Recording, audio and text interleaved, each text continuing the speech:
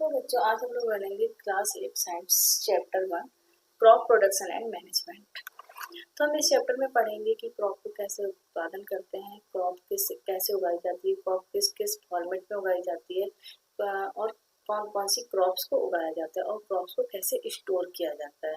तो चलिए फिर हम इसको शुरू करते हैं।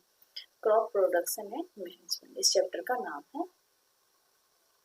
क्रॉप को कैसे, देखो चैप्टर से ही पता चल रहा है कि क्रॉप को कैसे उत्पादन करना है और उसको मैनेज कैसे करना है। तो Paheli and Boojho went to their uncle house during the summer vacation. The uncle is a farmer. One day क्या है, पहली और भुज अपने अंकल के यहाँ जाते हैं और वो समर वेकेशन पे जाते हैं और उनके यहाँ देखते हैं कि कितने सारे टूल्स रखे हुए, खुरपी, सिकल, शॉवल, प्लाउ एक्सेट्रा। तो इन सबको देखकर वो पूछते हैं कि ये क्या है।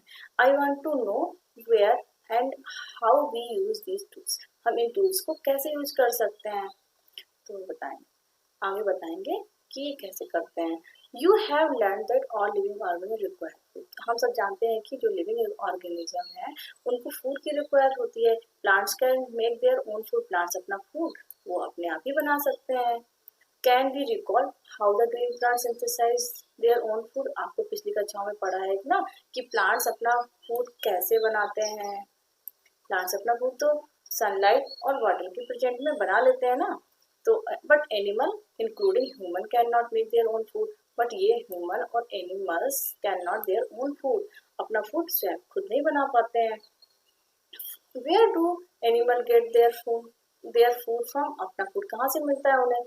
तो first of all why do we have to eat food. और हमें मतलब जो ह्यूमंस हैं और ये एनिमल्स हैं उन्हें फूड खाने की जरूरत ही क्या है। तो we you already know the energy from the food utilise by organism. क्योंकि हम सब लोगों को क्या चाहिए, एनर्जी चाहिए होती है for the various function, for the various body function, जैसे कि डाइजेशन, रिस्पायरेशन और excretion.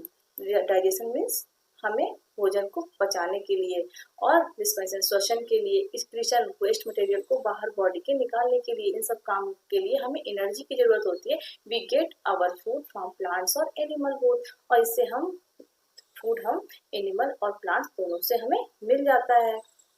Since we all need how to provide food a large number of population. अब हमें ये सबसे बड़ी प्रॉब्लम ये है कि अब इतनी बड़ी स्केल के लिए लार्ज प्रोडक्शन कैसे करें।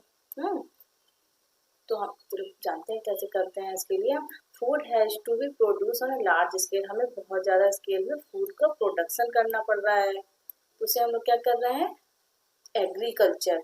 इन order to provide food and large population, regular production, proper management and distributor. अब हमें जब फूड को उगाना पड़ रहा है, उसके लिए खेती करनी पड़ रही है, तो उसके लिए हमें प्रॉपर मैनेजमेंट चाहिए और उसका डिस्ट्रीब्यूशन इज मोस्ट इम्पॉर्टेंट। क्योंकि जब सब कहीं पर, क्योंकि सारी जगह का एनवायरनमेंट अलग अलग है, तो हर जगह पर अलग अलग खेती होती हैं। जैसे कहीं पर क्लाइमेट ऐसा है कि वहाँ पर केले उग सकते हैं, कहीं पर क्लाइमेट ऐसा है ऑरेंज उग सकते हैं, कहीं पर क्लाइमेट ऐसा है कि जहाँ पर राइस उग सकता है, कहीं पर गेहूँ उग सकता है। तो ये सब चीजें अलग अलग जगह पर उगती हैं, लेकिन फिर उनका डिस्ट्रीब्यूशन किया जाता है, तभी वो सभी लोगों के पास आसानी से पहुंच पाती हैं। तो एग्रीकल्चर प्रैक्टिसेस के अंतर्गत हम लोग क्या पढ़ते हैं, till 10,000 BCE people were nomadic.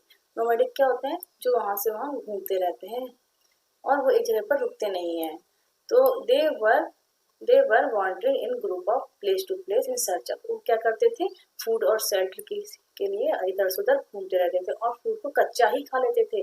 वो उनको पकाते नहीं थे, फ्रूट्स और वेजिटेबल्स को ऐसे ही खा लेते थे। एंड स्टार्टिंग हंटिंग एनिमल्स, और फिर अगर उनको फूड नहीं मिला तो एनिमल्स को ही हंट करके खा लिया उन्होंने। Where cultivate land produce rice. और फिर उनके जब उनको फूड मिलना बंद हो गया तो उन्होंने फिर एक जगह पर रहने लगे और वो कल्टिवेट करने लगे लैंड में खेती करने लगे। क्या उगाने लगे, देखिए राइस उगाया, व्हीट उगाया और अदर फूड क्रॉप भी उगाए उन्होंने। इसको कहते हैं एग्रीकल्चर। उन्होंने खेती करना शुरू कर दिया। When the plant of the same kind are cultivated in one place in large scale is called the crop. क्या होता है क्रॉप्स, ये बहुत ही इंपॉर्टेंट डिफिनेशन है, इसको जरूर लर्न कर लीजिए। व्हाट इज क्रॉप, क्वेश्चन आएगा व्हाट इज क्रॉप। तो इसमें क्या लिखना होगा, plant of the same kind और cultivated at one place on large scale is called the crop. क्या होता है, जब हम बहुत बड़ी स्केल में कोई प्लांट्स को उगाते हैं उसको हम क्रॉप बोलते हैं। अगर 2 दाने चावल के या दो पेड़ चने के उगा लिए उसको हम क्रॉप्स नहीं बोलेंगे। क्रॉप्स क्या बोलते हैं, जो लार्ज प्रोडक्शन होता है, बहुत ज्यादा स्केल्स में कोई चीज उगाई जाती है उसको ही क्रॉप्स बोलते हैं। For example, crop of wheat means that all the plants grow in a field that of wheat. You already know that crop are of the different type like cereals, vegetables। आप जानते हैं ना कि crop अलग अलग type की होती है, जैसे कि अनाज हो गए, वेजिटेबल्स हो गए, फ्रूट्स हो गए, ये सब हो गए। These can be classified on the basis of the season. इनको कैसे क्लासीफाई करें, सीजन के अकॉर्डिंग हम इनको क्लासीफाई करते हैं और विच दे ग्रो और उनको उगाते हैं। India has a vast country. Vast country means बड़ा कंट्री है। The climate condition is like temperature, humidity और रेनफॉल। यहाँ पर क्या टेम्परेचर सब जगह का अलग अलग है, कहीं पर ह्यूमिडिटी बहुत ज्यादा है, कहीं पर रेनफॉल बारिश बहुत ज्यादा होती है। तो very one reason to another accordingly they are. तो यहाँ पे क्या सब जगह का टेम्परेचर अलग है, ह्यूमिडिटी अलग है, तो क्या होता है खेती भी अलग अलग टाइप की होती है, क्रॉप्स भी अलग अलग ही उगाई जाती है। ऐसा नहीं है कि जहाँ पर बारिश बहुत ज्यादा हो रही है तो वहाँ पर गेहूँ उगा दें, जहाँ पर बारिश ज्यादा होगी तो वहाँ पर क्या उगाएंगे, जिसमें पानी की ज्यादा जरूरत होती है वो वाली फसलें उगाई जाएंगी। तो variety of the crops grow in a different part of variety of crops in different part of country despite this diversity। लेकिन क्या हुआ, वैरायटी ऑफ क्रॉप्स उगाई जाती हैं बस, लेकिन 2 क्रॉप्स को बहुत ही ज्यादा आइडेंटिफाई किया गया है। बहुत सारी क्रॉप्स उगाई जाती है क्योंकि एटमॉस्फेयर अलग है, टेम्परेचर अलग है, ह्यूमिडिटी अलग है, तो इसलिए क्रॉप्स तो बहुत लगती है। लेकिन मेन 2 क्रॉप्स कौन उगाई जाती है, kharif crops and rabi crops. This is most important. ये आपका क्वेश्चन 100% ये एग्जाम में आएगा आपका। ये देखिए, the crop which were sown in the rainy season. जो क्रॉप रेनी सीजन में उगाई जाती है उन्हें खरीफ क्रॉप कहते हैं। ये इंडिया में rainy season in India generally from June to September. India में जो रेनी सीजन आता है ना, जो जून टू सितंबर के महीने में उगाता है। इसमें कौन, देखो पैडे उगा लेते हैं, soybean, groundnut and cotton kharif crops के एग्जाम्पल है। आपको इनमें मेन पॉइंट याद कर लेना है कि जून टू सितंबर में उगाई जाती है और ये रेनी सीजन में उगाई जाती है। और इसकी क्रॉप्स में कौन कौन सी फसलें उगाई जाती है, इन फसलों के नाम याद कर लेना। Rabi crops grow in a winter season October to March are called a rabi crop. Example, rabi crop of wheat, gram, pea, mustard and linseed. तो बिसाइड दिस पल्सेस, ये अब देखिए ये कौन सी अक्टूबर से मार्च के महीने में उगाई जाती है और इसमें व्हीट, ग्राम, ये सब फसलें उगाई जाती हैं। Besides these pulses are vegetables are grown during summers at many places. Beside basic practice of crop production, अब देखिए हम लोग क्रॉप प्रोडक्शन के लिए क्या क्या बेसिक प्रैक्टिस करते हैं। Why paddy can not be grow in winter season. इस क्वेश्चन का आंसर आपको दीजिए। Paddy require a lot of water there in a grow only in the rainy season. समझ गए ना, तो अब लिख के भेजिए आप हमको कमेंट बॉक्स में। Cultivation of the crop involving several activities undertaken by farmer over period of the time। अब क्या किसान के द्वारा बहुत सारी एक्टिविटी की जाती हैं, वो हम इसके अंतर्गत पढ़ेंगे। क्या क्या किया जाता है। Agriculture practice which are list below. Preparation of the soil, हम सबसे पहले क्या करते हैं, सॉइल की प्रिपरेशन करते हैं। Sowing seed, adding manure and fertiliser, irrigation, पानी डालेंगे।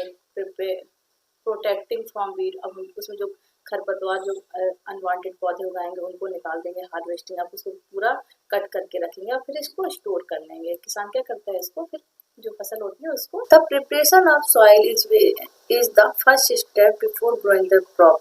तो ये प्रिपरेशन ऑफ द सॉइल क्या होता है कि हम इसमें सबसे पहले जब हमको फसल को ग्रो करना होता है तो हम उसको पहले लैंड सॉइल को प्रिपेयर करते हैं। सॉइल को हम क्या कर रहे हैं, प्रिपेयर करते हैं। On the most important task in agriculture is to turn the soil and loose it.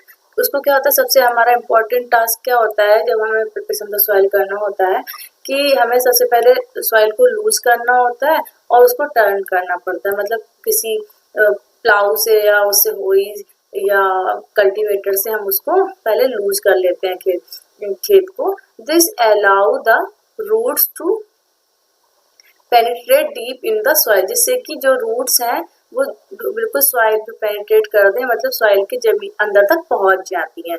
The loose soil allow the root to breathe easily, जो जब हम सॉइल को लूज कर लेते हैं तो रूट मिट्टी के बहुत अंदर तक चली जाती है, जिससे कि वह अच्छे से ब्रीथ कर पाती हैं। अगर मिट्टी टाइट रहेगी तो जो पेड़ के जो रूट्स रहेंगे ना, तो वो अच्छे से ब्रीथ नहीं कर पाते हैं।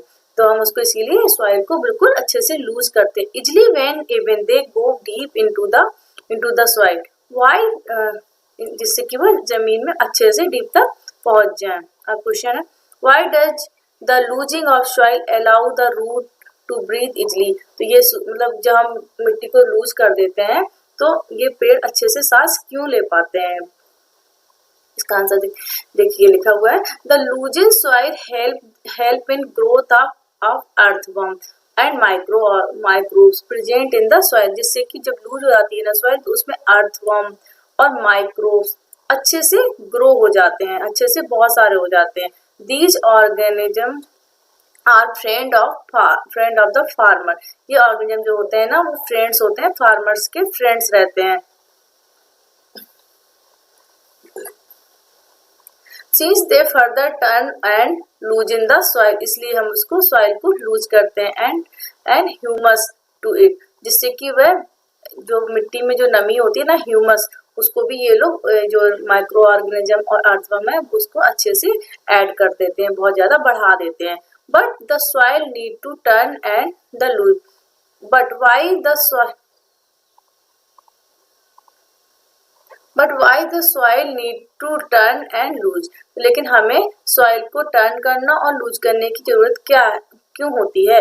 You have learn in the previous class, हमने पहली कक्षा में पढ़ा है, the soil contain minerals, water, किस चीज का कंटेन होती है, minerals, water, air and some living organism in addition. तो ये सब चीजें dead plants and animals get decompose by the soil. तो इसमें देखो क्या क्या चीजें रहती हैं मिट्टी में, वाटर रहता है, एयर रहती है और लिविंग ऑर्गेनिज्म जो केचुए वगैरह रहते हैं, बहुत सारे छोटे छोटे से इंसेक्ट रहते हैं, डेड प्लांट्स रहते हैं, जो प्लांट्स खराब हो जाते हैं वो भी रहते हैं, एनिमल गेट डिकम्पोज, जो एनिमल डेथ हो जाती है उसमें भी वो डिकम्पोज हो जाते हैं, सड़ जाते हैं। तो बाय सॉइल ऑर्गेनिज्म, इन सब चीजों से सॉइल बनती है।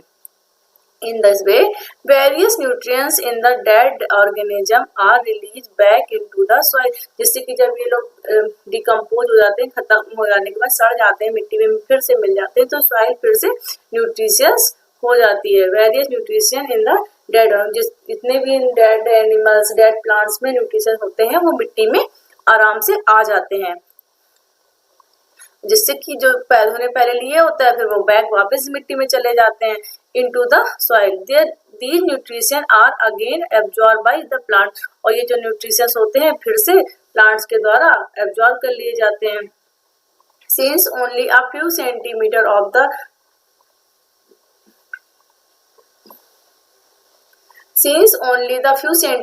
Of the top layer of soil support plant growth, थोड़ी सी जो कुछ सेंटीमीटर की ही रहती है, लेयर्स रहती है सॉइल की अपर सपोर्ट, जो कि प्लांट्स को ग्रो करने में हेल्प करती है, थोड़ा सा सेंटीमीटर ही रहता है मिट्टी में। Turning and loosing of soil bring the nutritions rich soil to the top so that plants can used. तो क्या जब हम टर्न कर देते हैं, सॉइल को लूज कर देते हैं, तो सॉइल जो न्यूट्रिशंस रिच सॉइल हो जाती है वो ऊपर आ जाती है, जिससे कि प्लांट्स उसको अच्छे से ले सकते हैं। दस turning and loosing of soil is very important for cultivation of crop, जिससे कि turning and loosing the soil is very important for cultivation of the crops. ये बहुत इंपॉर्टेंट है, लूजिंग द सॉइल करना और टर्निंग द सॉइल करना। The process of losing and turning of the soil is called tilling और plough. जो हम ये क्वेश्चन आ सकता है आपके एग्जाम में, व्हाट इज टिलिंग और व्हाट इज प्लॉइंग, तो दोनों में आप कंफ्यूज मत होइए, दोनों सेम वर्ड ही हैं। Tending of the soil is called the tilling. तो this is done by using plough. किससे करते हैं इसको? प्लाउ से करते हैं। आर मेड ऑफ वुड, पहले जो लोग प्लाउ बनाते थे वो पहले वुड का होता था, लेकिन अब एडवांस में हम लोग इसको आयरन से बना लेते हैं, आयरन से। तो बहुत इजीली मिट्टी को लूज कर देता है।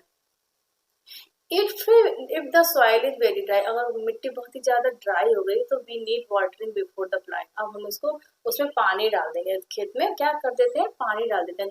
द प्लाउ फील्ड में हैव बिग क्लम्प्स, जब अब उसमें बहुत बड़े बड़े, अगर वो ऐसे ही चला देंगे ना तो उसमें बहुत बड़े बड़े मिट्टी के बड़े बड़े पार्ट्स निकलते हैं अंदर से। It is necessary to break, अब उनको ब्रेक करने की जरूरत होती है, तो उसको लेबलिंग करते हैं। फिर उसको क्या कर देते हैं, लेबलिंग करेंगे, लेबलिंग द फील्ड। फिर उसको एक इक्विपमेंट होता है, उससे उसको लेबलिंग कर देते हैं। Sometime manure is adding to the soil before tilling, और हम लोग कभी कभी क्या करते हैं, उसमें मैन्योर भी ऐड करते हैं। मैन्योर मीन्स होता है खाद, खाद भी ऐड कर देते हैं बिफोर टिलिंग। प्लाउ से पहले ही हम लोग उसमें मैन्योर को ऐड करना है।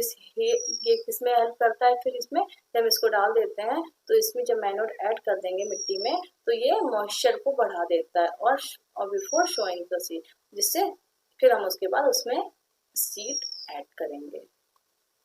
एग्रीकल्चर इम्प्लीमेंट्स, अब हम एग्रीकल्चर इम्प्लीमेंट्स के बारे में पढ़ेंगे। Before sowing the seed it is necessary to break soil crumbs and get better yield. हम अच्छी पैदावार के लिए, बेटर यील्ड मतलब अच्छी पैदावार के लिए हम उसमें सॉइल के जो ब्रेक क्लम्स हैं उनको तोड़ देते हैं। This is done with the help of the various tools, इसको हम बहुत सारे टूल्स की हेल्प से करते हैं। This means tools use for this purpose are plough, hoe and cultivator. इस किस किस की हेल्प करते हैं, plough, hoe and cultivator.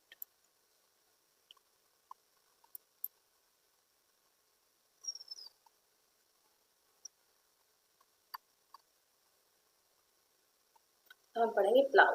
Plough क्या है, this is being used since ancient time for tilling the soil, adding fertiliser to the crop, removing the weed. अब हम देखिए प्लाउ को पहले पहले जमाने में, जो एंशिएंट टाइम को पहले का जो प्राचीन समय पे हम लोग कैसे यूज करते थे उसका, प्लाउ का, एडिंग द फर्टिलाइजर, फर्टिलाइजर को ऐड करने में क्रॉप में, वीड को रिमूव करने में, टर्निंग द सॉइल करने में। This is made of the wood and it draw bye pair of the wood. किससे बना हुआ रहता था, वुड से बना होता था, और ये जो एनिमल्स होते थे उनकी हेल्प से इसको खींचते थे। जैसे कि हॉर्स भी यूज करते थे, कैमल का भी यूज करते थे लोग, और कैमल का यूज करते थे, और बुल का भी यूज करते थे। It contain the strong triangular iron strip called ploughs. तो अब इसमें क्या ट्रायंगुलर शेप रहता था, ट्रायंगुलर शेप, सॉरी मैं ट्राई नहीं कर पा रही, इसका ट्रायंगुलर शेप रहता था। तो इस ऐसे इसकी हेल्प से वो प्लाउ करते थे। That means part of the plough is long would. अब इसके ऊपर का जो वुड रहता था, ये जो रहता था ऊपर का, वो वुड का रहता था।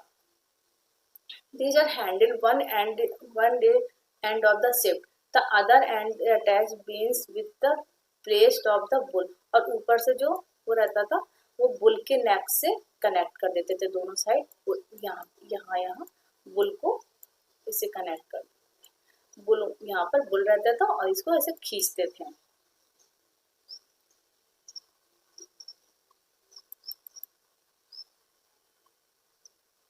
Long off would, then handle one end and shifted.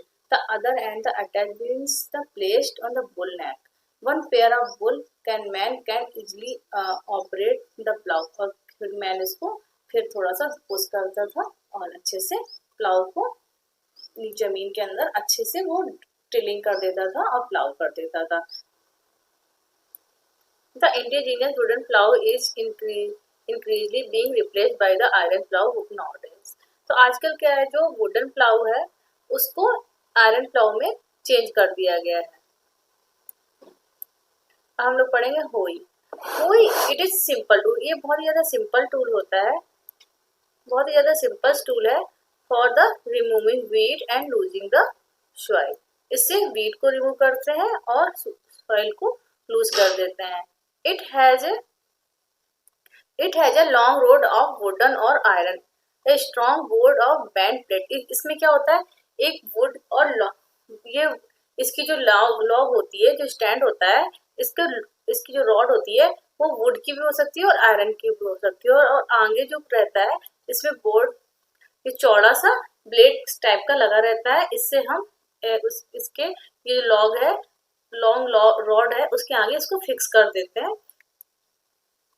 देखिए इसका डायग्राम इस तरीके का होता है। This is a whole.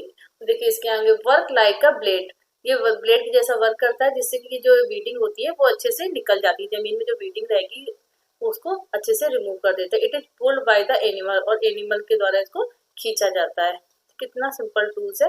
ये ग्रिपिंग है, ग्रिप है, ये हैंडल है, ये बीम है, बैंड प्लेट है, और ये रॉड है। ये रॉड जो है ये वुड की भी हो सकती है और आयरन की भी हो सकती है। अब हम पढ़ेंगे cultivator.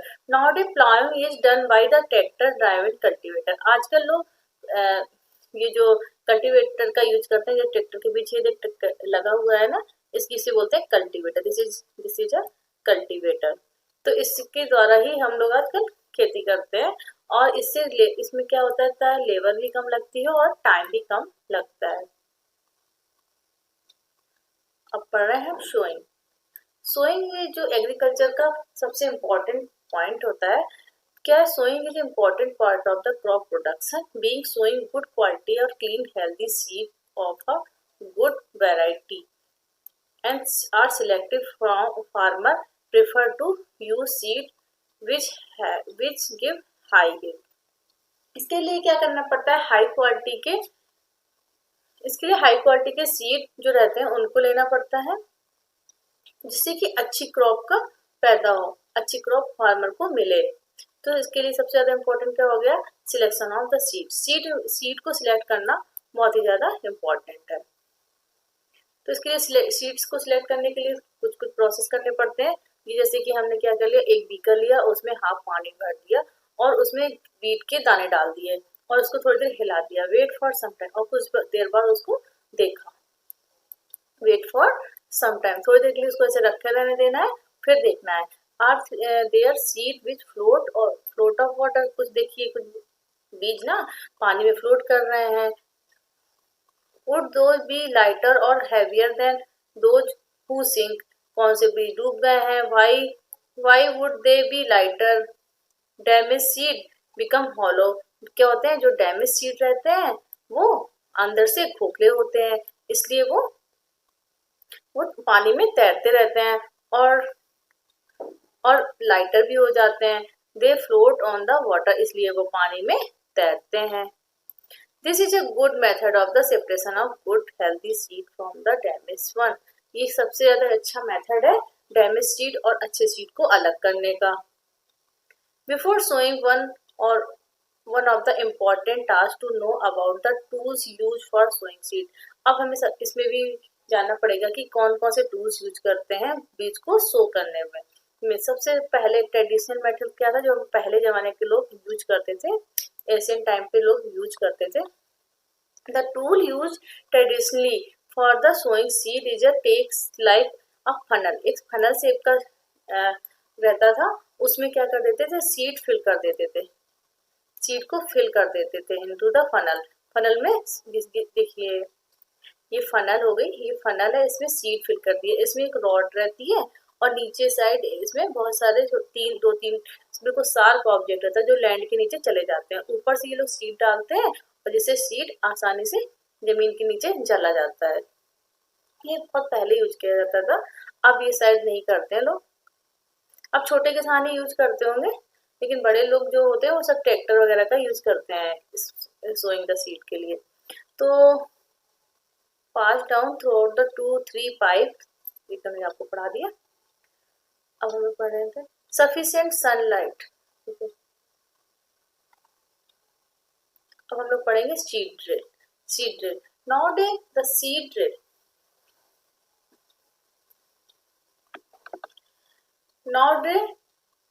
the seed drill is used for sowing with the help of tractor.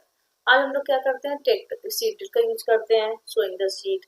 उसमें क्या करते हैं, ट्रैक्टर के पीछे इसको लगा देते हैं, सीड ड्रिल इस तरीके का देखिए सीड ड्रिल होता है। ये ऊपर एक बॉक्स रहता है, इसमें ये देखिए ऊपर एक बॉक्स है, इसमें सीड को फिल कर देते हैं अच्छे से, इसको खोलेंगे ढक्कन इसका और इसमें सीड को फिल कर देते हैं। इसको ये ट्रैक्टर से इसको कनेक्ट कर देंगे और ये देखिए नीचे नीचे कितने शार्प ऑब्जेक्ट रहते हैं, ये सब मिट्टी के नीचे चले जाते हैं और यहाँ पर छोटे छोटे से होल्स रहते हैं जो जिससे सीड एक एक करके निकलता रहता है।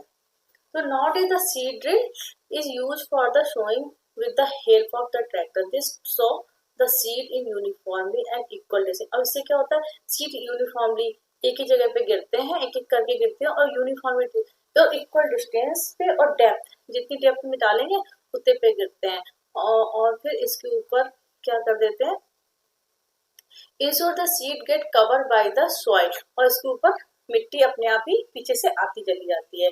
जैसे हम लोग उसको आगे बढ़ते हैं तो मिट्टी सीड के ऊपर आ जाती है। तो this protect seed from the eating bye bird, जिससे कि चिड़ियों के दाने दिखते नहीं है तो वो खा भी नहीं पाती है।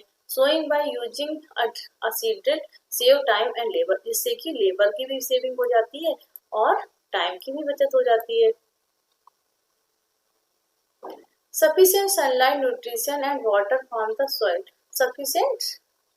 Sufficient sunlight, nutrition and water from the soil. जिससे कि ना सनलाइट भी सफिशिएंट मिल जाती है, जैसे इक्वल डिस्टेंस पे रहते हैं ना, सफिशिएंट डिस्टेंस पे रहते हैं तो इनको सनलाइट भी मिलती है, न्यूट्रिशन भी मिल जाता है और वाटर भी मिल जाता है from the soil. At the time few plants may have be remove to prevent over crowding. कभी कभी क्या होता है, ज्यादा बीज गिर जाते हैं तो उनके जो एक्स्ट्रा पौधे हैं उनको निकाल दिया जाता है, जिससे कि जो हेल्दी पौधा है अच्छे से ग्रो कर पाएगा। अगर सारे एक साथ हो जाएंगे तो सभी पौधे वीक हो जाएंगे, कमजोर हो जाएंगे, जिससे फसल अच्छी नहीं होगी। एडिंग मैन्योर एंड फर्टिलाइजर, अब क्या करेंगे, जब हम इस सबको सीड को तो डाल दिया, सीड को शो कर दिया, अब हम उसके बाद क्या कर देंगे, एडिंग मैन्योर एंड फर्टिलाइजर, अब हम उसमें कुछ मैन्योर को ऐड कर देंगे और फर्टिलाइजर भी डालेंगे। मैन्योर क्या होता है, ऑर्गेनिक होता है, और फर्टिलाइजर क्या होता है, इनऑर्गेनिक होता है। The substance which are added to soil in the form of nutrition from the healthy growth of the plant are called the manure and fertilizer. कुछ सब्सटेंस होते हैं जो हम फसल में डालते हैं, क्रॉप्स में डालते हैं, जिससे कि प्लांट अच्छे से ग्रो कर पाए, उसको हम मैन्योर बोलते हैं और फर्टिलाइजर भी बोलते हैं। ऐसा healthy crop growing in a farm in the neighboring farm. The plants are weak. Why do some plants grow better than other? आपको पता है कि क्यों कुछ पौधे अच्छे से ग्रो करते हैं और कुछ पौधे वीक रह जाते हैं। ये सब जो होता है सॉइल की न्यूट्रिशियस वैल्यू पे डिपेंड करता है। अगर सॉइल में न्यूट्रिशंस अच्छे हैं तो प्लांट अच्छा ग्रो करेगा, और सॉइल में न्यूट्रिशंस अच्छे नहीं है तो वो अच्छे से ग्रो नहीं कर देगा। तो हम उसके लिए क्या करते हैं, मैन्योर और फर्टिलाइजर को ऐड कर देते हैं, जिससे कि प्लांट अच्छे से ग्रो कर जाता है। Soil supply mineral nutrition to the crop plants. सॉइल क्या करती है, मिनरल और न्यूट्रिशन प्लांट्स को प्रोवाइड करती है। दिस न्यूट्रिशन और essential from the growth of the plant, ये बहुत ही ज्यादा जरूरी होते हैं प्लांट्स के लिए। In the certain area farmer grow crops after crop the same field. अगर फार्मर एक क्रॉप के बाद एक क्रॉप उगाता रहेगा तो the field is never left uncultivate और फैलो। तो क्या कर जमीन जो रहेगी ना, फील्ड जो रहेगी या खेत रहेगा, तो कभी भी अनकल्टिवेट और फैलो नहीं रहेगा, मतलब कि कभी भी खाली नहीं रहेगा। Imagine what happened to the nutrition. आप बताइए, इमेजिन करिए कि अब न्यूट्रिशंस का क्या होगा। अगर एक ही टाइप की क्रॉप्स को हम बार बार उगाते रहेंगे तो उसकी क्रॉप्स की जो फील्ड की जो न्यूट्रिशन वैल्यू है वो कम हो जाएगी। Continue cultivating the form make the soil poor in nutrition. और हम लोग कंटिन्यू कल्टिवेट करते रहेंगे तो उसकी न्यूट्रिशन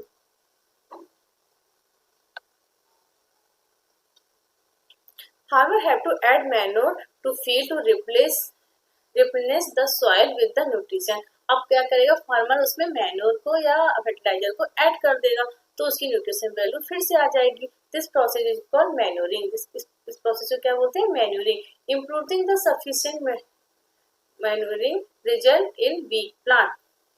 इम्प्रॉपर क्या होता है, जब मैन्योर जो इम्प्रॉपर उसमें जब कुछ मिनरल्स की लैंड में कमी हो जाती है, इम्प्रॉपर हो जाता है, तो उससे वीक प्लांट्स हो जाते हैं, कमजोर हो जाते हैं, प्लांट्स को कमजोर हो जाते हैं खेत उसे पर। Manure is organic substance obtain from the decomposed of the plants waste और एनिमल वेस्ट। जो ऑर्गेनिक सब्सटेंस होते हैं, जैसे कि हमारी सब्जियों के छुटकल हो गए, जो पेड़ पौधों से जो पत्तियां निकलती है उनके, एनिमल्स गोबर वगैरह रहता है, उसका वेस्ट जो हम लोग खाद बनाते हैं उसे मैन्योर बोलते हैं। Farmer dump plants and animal waste in a pit at open place,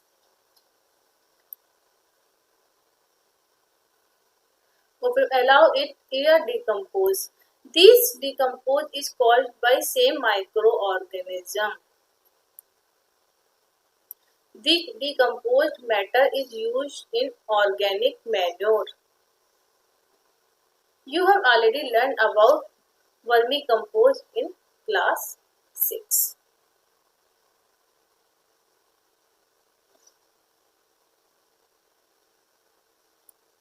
अब हम क्या करते हैं, अब हम कुछ एक्टिविटी करते हैं।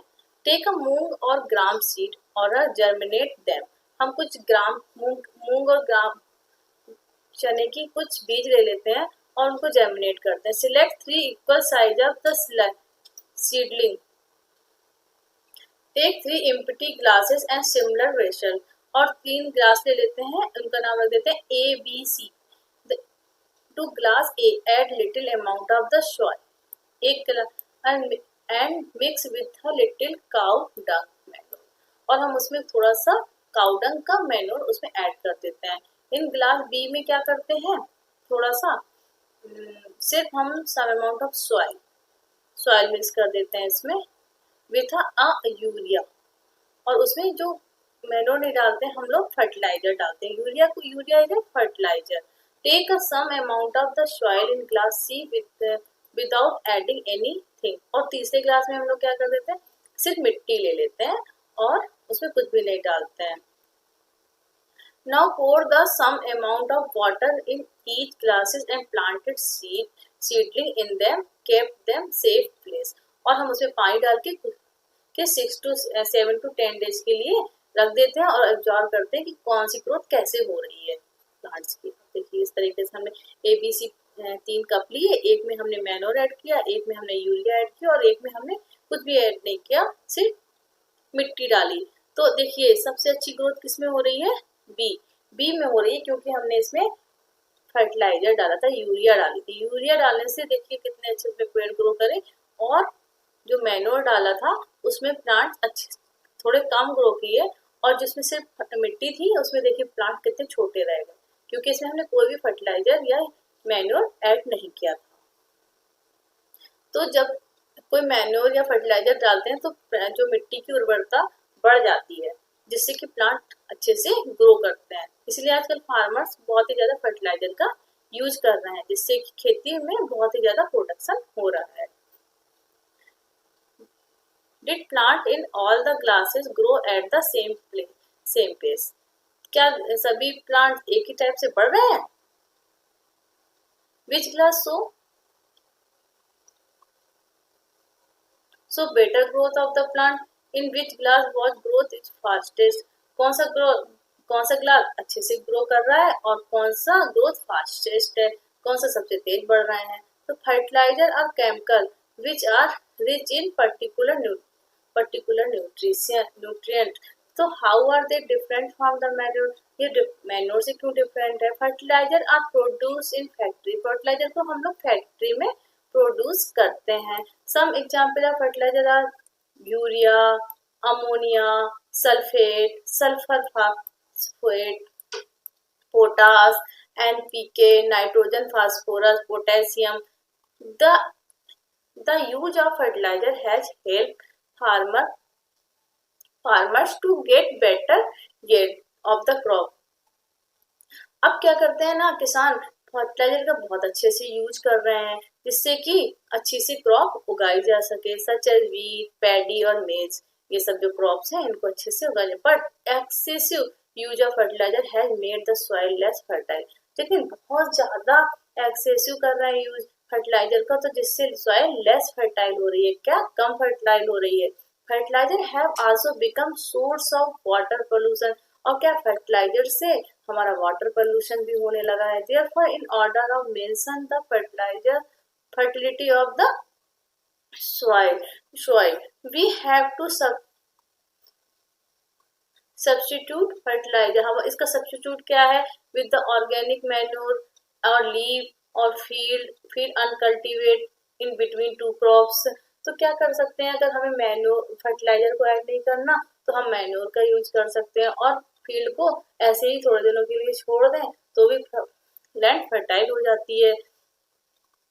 The use of manure improves soil texture as well as water retaining capacity। अगर हम मैन्योर डाल देते हैं तो वाटर रिटेनिंग, वाटर को होल्ड करने की कैपेसिटी बहुत ज्यादा बढ़ जाती है। It replenish the soil with the nutrition, और सॉइल को में बहुत ज्यादा न्यूट्रिशंस अच्छे भर जाते हैं। Another method of replenishment of the soil nutrition in through the crop rotation। एक अनदर मेथड कौन सा है, क्रॉप रोटेशन।